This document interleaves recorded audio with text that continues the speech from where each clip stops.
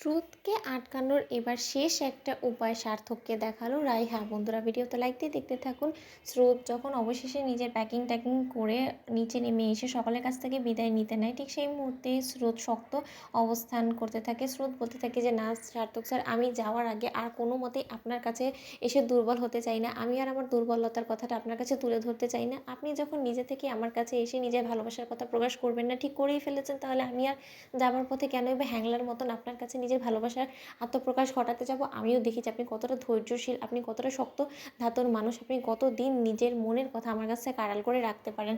আমিও আজকে থেকে শপথ করলাম আমি কোনোদিনও আর আপনার কাছে আমার ভালোবাসার কথাটা নিজে থেকে এসে বলবো না। অন্যদিকে রাই অনির্বাণকে বলতে থাকে যে আমি তোমাকে বলেছিলাম না অনির্বাণ, যে মেয়েটা আমাদের যথেষ্ট পরিমাণে অভিমানী, তার জন্যই ও অভিমানের জেরেই এই শহর ছেড়ে চলেই যাচ্ছে। পোস্ট গ্রেড তো একটা ওর বাহানা ছিল।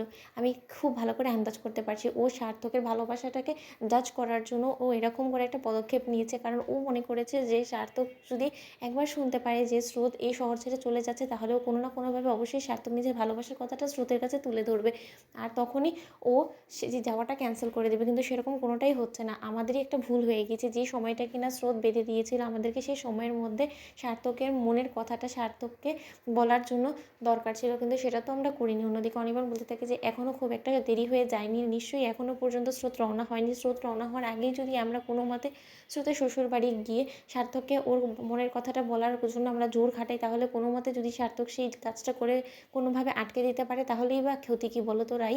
ঠিক সেই সময় রাই বলতে থাকে যে ঠিক আছে চলো, এক মুহূর্ত অপেক্ষা না করে আমরা বরঞ্চ স্রোতের বাড়িতে চলে যাই। অন্যদিকে স্রোতের বাড়িতে যাওয়া মাত্রই যখন সেখান থেকে স্রোত এর আগে অলরেডি বিদায় নিয়ে বলতে থাকে সার্থকের বাবাকে যে বাপি চলে যাচ্ছি, তুমি কিন্তু তোমার খেয়াল রাখবে, মেডিসিন ঠিক করে খাবে। ঠিক সেই সময়ই সার্থকের বাবা বলতে থাকে সার্থককে যে মেয়েটা আমার চলে যাচ্ছে, এবার তো তুই শান্তি হবি তাই না, কারণ মেয়েটা থাকতে তো তোর কোনো মতে ভালো লাগেনি, তুই তোকে সহ্যই করতে পারছি না, তোর তো শত্রু ছিল তাই না।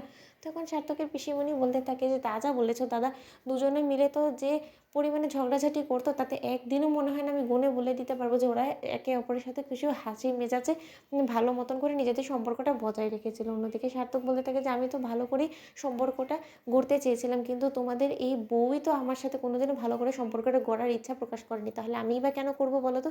ও আমার সাথে পায়ে পা দিয়ে ঝগড়া করলে তো আমি অবশ্যই চুপ করে থাকবো না, আমিও নিশ্চয়ই ওর সাথে ঝগড়া করবো। অন্যদিকে স্রোত সার্থকের কাছে এসে বলতে থাকে যে স্যার, আজকের পর থেকে আর আমার কারণে আপনাকে অশান্তি পোহাতে হবে না, ঝগড়াও করতে হবে না, আপনাকে নিজের অতীত জীবনটা আপনাকে আমি ফিরিয়ে দিয়ে গেলাম, এরপর নিশ্চয়ই আপনি আর কোনো মতে আমার জন্য আপনার বাবার কাছে কমপ্লেন করবেন না, এই আমি চলে যাচ্ছি। অন্যদিকে এটা বলে যখন স্রোত ট্যাক্সিতে উঠে যায়, ঠিক সেই সময় সার্থক বলতে থাকে যে চলো আমি তোমাকে স্টেশন অবধি ড্রপ করে আসি। তখন স্রোত বলতে থাকে স্যার বাকিটা পথ আমিই ঠিক করে নিতে পারবো। তো বন্ধুরা, ভিডিওটি ভালো লাগলে লাইক এবং শেয়ার করে সাবস্ক্রাইব করতে ভুলো না।